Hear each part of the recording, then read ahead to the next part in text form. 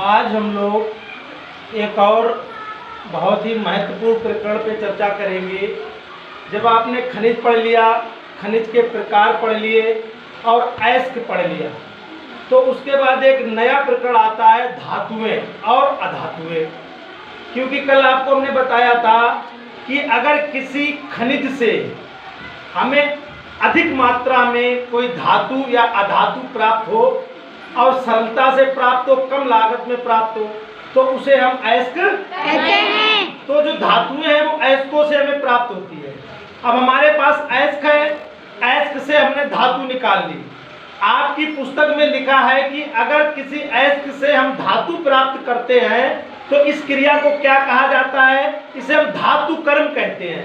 पहले आपके पाठ्यक्रम में पूरा धातुकर्म था, लेकिन पिछले 2 सालों से उसको हटा दिया गया है। नहीं तो मैं आपको वो भी बताता कि अयस्क से धातु कैसे निकाली जाएगी।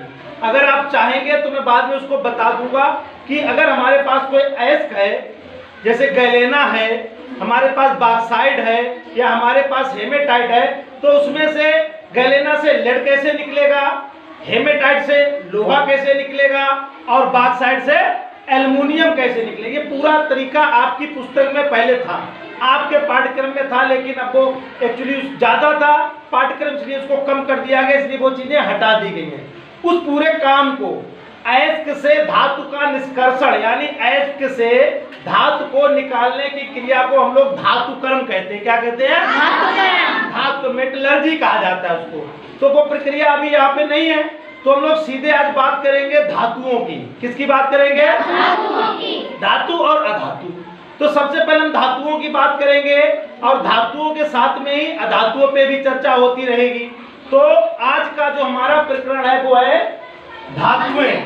क्या है? धातुएं। और धातुओं को इंग्लिश में मेटल कहा जाता है। मेटल्स बहुवचन और मेटल एक वचन, यानी कि धातु को कहेंगे मेटल और धातुओं को कहेंगे मेटल्स। तो आज हम लोग धातुओं पे बात करें। अब ये धातुएं हैं क्या? आपसे मैंने कई बार इसी टॉपिक पे या इसी यूनिट में हमने कई बार आपसे कहा कि हमारी पृथ्वी पर अभी तक कुछ तत्वों की खोज की गई है। कुछ तत्वों की खोज की गई है। तत्व तो आपको पता ही है, ऐसा कोई भी पदार्थ जिसमें केवल एक ही प्रकार के परमाणु होते हैं उसे हम तत्व कहते हैं। तो तत्व समझ में आ गया जी। अब कितने तत्व अभी तक खोजे गए हैं मैंने आपको वो भी बताया था, कुछ याद है जी? कितने हैं सरस्वती? कितने तत्व अभी तक पृथ्वी पे, धरती पे वैज्ञानिकों द्वारा खोजे गए हैं? कितने खोजे गए? गिनती बताओ भाई सरस्वती। है? तेज बोला करो। 118। लगभग 118 तत्वों की खोज हमारी धरती पे हो चुकी है।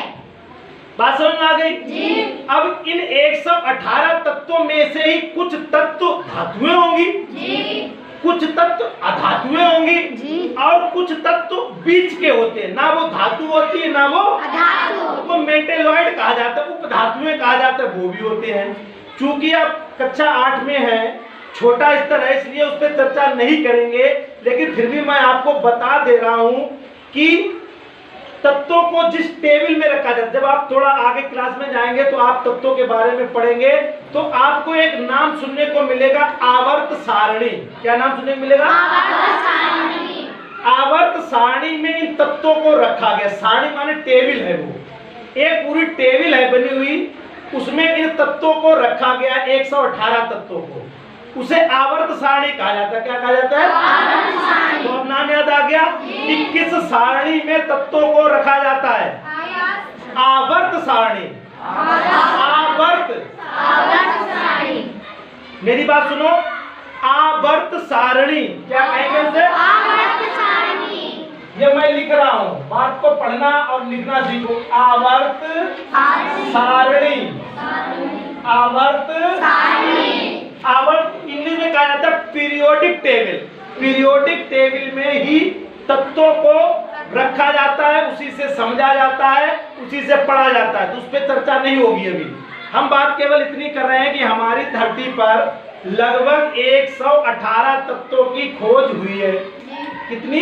118। अब इनमें से 94, 118 में से 94 तत्व तो धरती पे मिलते हैं, मतलब भूप्रपट्टी में मिलेंगे, हमारे वातावरण में यानी हमारे एनवायरनमेंट में मिलेंगे। ठीक कितने? 94। कितने? 94। और कुल है कितने? 118। तो उन 118 में से 94 तत्व यानी कि भूप्रपट्टी पे मिल सकते हैं। और कितने बचे? 24। कितने बचे? 24। वो 24 नहीं मिलते हैं, उनको बनाया जाता है। उनको बनाया जाता है। अब वो कब बनते हैं? कई प्रकार की नाभिकीय क्रियाएं होती हैं, न्यूक्लियर रिएक्शंस होती हैं, उनमें वो बन जाते हैं। तो कुल कितने हो गए? 118। ठीक। अब 118 तत्वों की हमने बात की। इन 118 तत्वों में से 93 तत्व, कहीं भी 95 भी लिखा है, ध्यान दीजिएगा, कहीं 95 लिखा है, कहीं 93। आप समझिएगा 93 तत्व। टोटल कितने? 118। उनमें से 93 तत्व धातुएं होती हैं। 118 में से जितने पृथ्वी पे 118 तत्व हैं, उनमें से 93 तत्व धातुएं हैं। कितनी? 93। 93 तत्व क्या है? धातुएं। ठीक। 18 अधातुएं हैं। कितनी? 18। धातुएं कितनी है? 93। अधातुएं कितनी है? 7 और बचे। क्या बचे? 7। तो जो 7 तत्व हैं वो क्या है? मैंने कहा बीच वाले, यानी वो उपधातुएं होती हैं, मेटेलॉइड होते हैं। क्या होते हैं? तो 3 तरीके के तत्व हो गए, धातु, अधातु, उपधातु। अधातु, धातु, अधातु, उपधातु। बात समझिएगा, मैं यहाँ पे लिख रहा हूँ धातु, धातुएं, अधातुएं और उपधातुएं। और उपधातुएं तो कितने तरीके के हो गए? 3। जो 118 तत्व है वो 3 भागों में बांटे जाते हैं। धातुएं कितनी हमने बताई? 93। अधातुएं कितनी बताई? 18। और वो कितनी बताई? 7। तो ये टोटल कितने हो गए? देखो 118 हो गए? नहीं हो गए, जोड़ के देखो। 118 हो गए। तो 118 तत्वों में से 93 तत्व धातुएं हैं, 18 तत्व अधातुएं हैं और 7 तत्व हैं। सब तत्व क्यों? क्योंकि उनमें एक ही प्रकार के परमाणु हैं। तो हम बात किसकी करेंगे आज? धातुओं की और अधातुओं की। लेकिन चर्चा हमारी धातुओं पे ही ज्यादा रहेगी, अधातुओं पे कम रहेगी। अब धातुएं क्या होती हैं, कैसे उसको समझोगे? तो पहले मैं कुछ चीजें आपको दिखाऊंगा, उसके बाद आपको समझाऊंगा। ये फिर से मैं आपको एक बार और ये चीजें दिखा रहा हूँ। ये शीशियां आप देख रहे हैं मेरे हाथ में, इनमें कुछ तत्व हैं। देखो मैं शब्द बोल रहा हूँ तत्व। क्या बोल रहा हूँ? तत्व बोल रहा हूँ। क्या तत्व है? देखो ये एल्युमिनियम तत्व है, ये लोहा तत्व है, ये जिंक यानी जस्ता तत्व है, ये तांबा इसी को कापर भी कहते हैं, ये चांदी तत्व है और ये सोना तत्व है। तो अभी मैंने तत्व बोला, ये भी एक तत्व है, इसको मैग्नीशियम कहेंगे, और ये एक तत्व ऐसे लेड कहेंगे शीशा। तो ये हमारे पास यहाँ पे कुछ तत्व रखे हैं। Very good. अब मैं कहूँ कि ये तत्व ही धातुएं हैं, यानी इतने जितने हमने आपको तत्व दिखाए ये धातुएं भी हैं। अब आप कहेंगे गुरुजी यहाँ पे कोई अधातु नहीं है। मैंने कोई भी अधातु यहाँ पे नहीं रखी है, लेकिन आप उनके नाम बता सकते हैं हमें।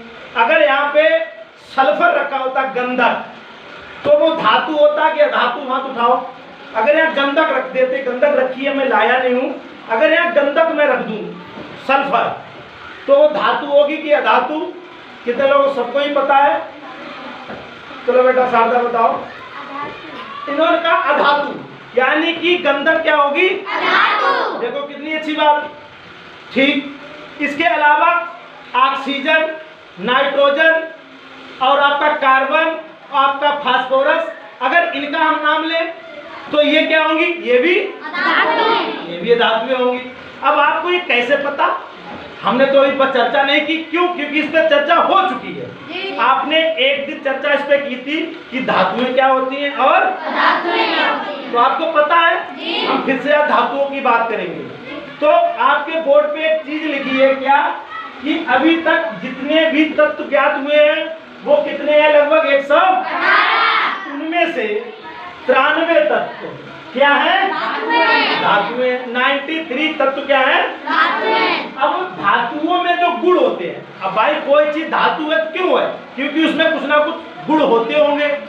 तो धातुओं में जो गुण होते हैं, जो विशेषताएं होती हैं, जो लक्षण होते हैं, उनको दो भागों में बांटा जाता है। उनको दो भागों में बांटा जाता है, भौतिक गुण और रासायनिक गुण। इसको समझना है कि भौतिक गुण क्या होते हैं और रासायनिक गुण क्या होते हैं। ठीक, आपने इससे पहले परिवर्तन पढ़े थे, तो उसमें हमने आपको दो परिवर्तन पढ़ाए थे, भौतिक परिवर्तन और रासायनिक पढ़ाए थे।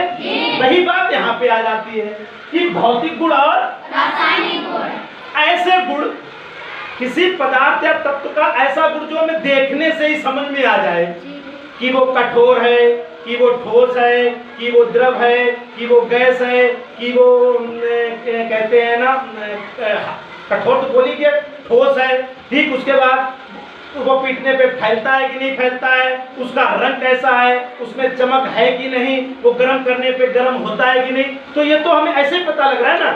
तो जब हमें उसकी भौतिक अवस्था से, भौतिक क्रियाओं से ही पता लग जाता है तो उन गुणों को कहते हैं भौतिक गुण। क्या कहते हैं? भौतिक गुण। और जब हम कोई रासायनिक क्रिया कराएंगे, जैसे हमने उस दिन मैग्नीशियम को जलाया था, मैग्नीशियम को जलाया था, तो वो जलाने वाली क्रिया हुई थी, यानी वो कोई रासायनिक परिवर्तन हुआ और कोई नई चीज बनी। तो वो कौन सा गुण हो जाएगा? रासायनिक गुण हो जाएगा।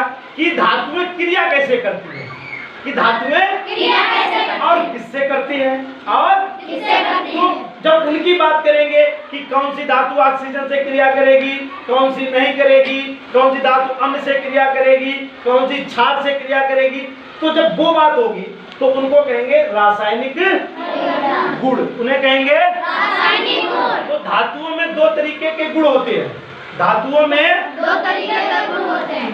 पहले वाले गुणों को कहेंगे भौतिक गुण, दूसरे वाले को कहेंगे रासायनिक गुण। तो पहले भौतिक गुणों की हम बात करेंगे।